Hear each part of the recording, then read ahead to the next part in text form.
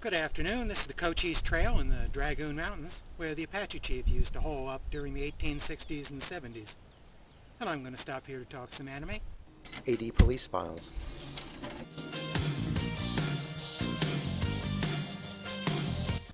The 80 Police Files are a set of 3 cyberpunk OVAs from 1990, companions to the Bubblegum Crisis OVA series of the same time frame.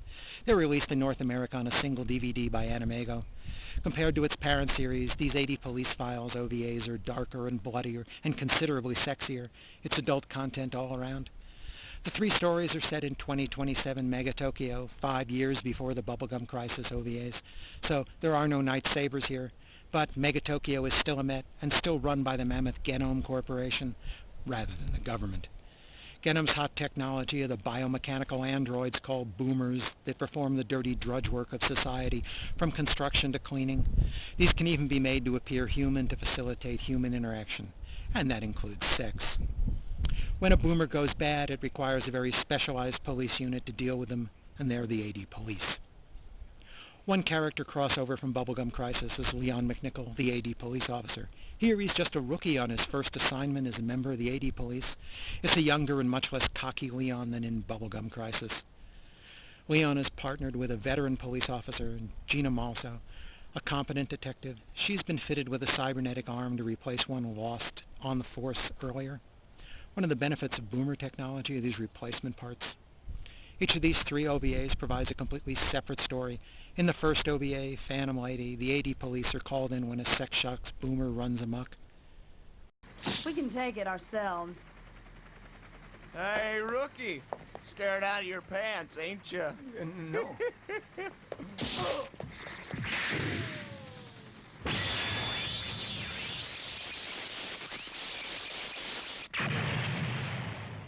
You're the owner of that boomer, right? That first story concerns a hurried investigation to see if other sexeroid models are also defective. The first OVA is the most strongly created in the same style of the Bubblegum Crisis OVAs. It continues the use of music videos over most of the action scenes, with Jii-san songs pulsing in the background over the action. There's less of that in the latter 2 OVAs. The Blade Runner influence is also still quite pronounced here and may even be stronger as the story gets darker. The second OVA flips it around as someone is destroying sexeroid boomers in the Pleasure District subway system. It's a property crime, by the way, not murder.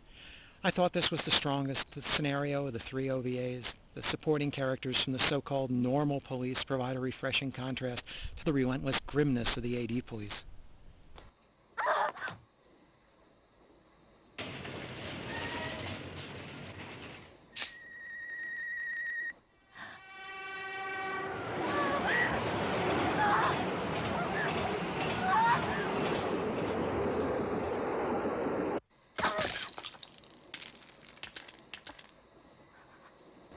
The third OVA gives an almost RoboCop scenario with an AD police officer whose body has almost been 99% replaced by cybernetic parts.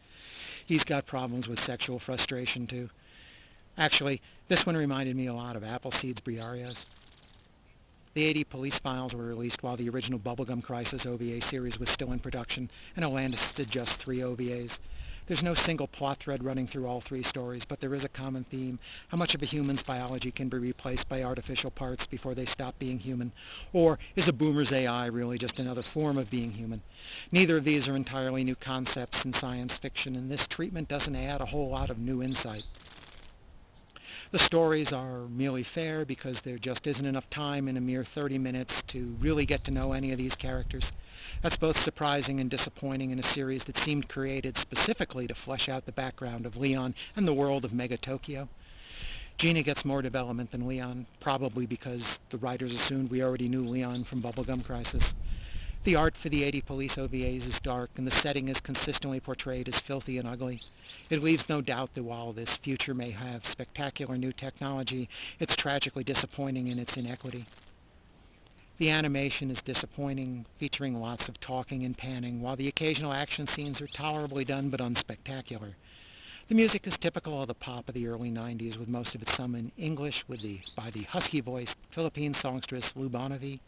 Animego's dub is just awful, so you'll want to stick with the Japanese soundtrack.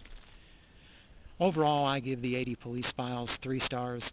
It's an interesting idea, and fans of the Bubblegum Crisis series may find it more interesting than others, especially if you're interested in Leon's past or more of Mega Tokyo. But it really doesn't hold up as a set of standalone OVAs, and it didn't add a whole heck of a lot to the Bubblegum Crisis either. Animego's put all 3 OVAs onto a single 80 Police Files DVD, along with several music videos featuring the music from the series. Oh, a lot of the music videos animation is from Bubblegum Crisis instead of 80 Police, and I think Animego took the music videos from the Hurricane 2032 music videos. Oh, and if I can digress a bit here, there's some examples of some really stupid police work in this first episode that really make you roll your eyes.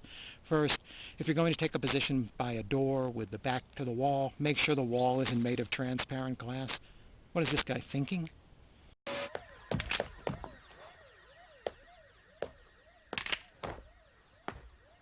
Second, if your bullets bounce off the boomer, don't run up to it and try to rip its hands off with your throat.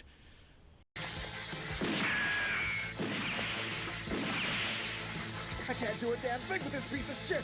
Enough's enough, you bitch. Really, it's no wonder these morons need to call the 80 Police for backup.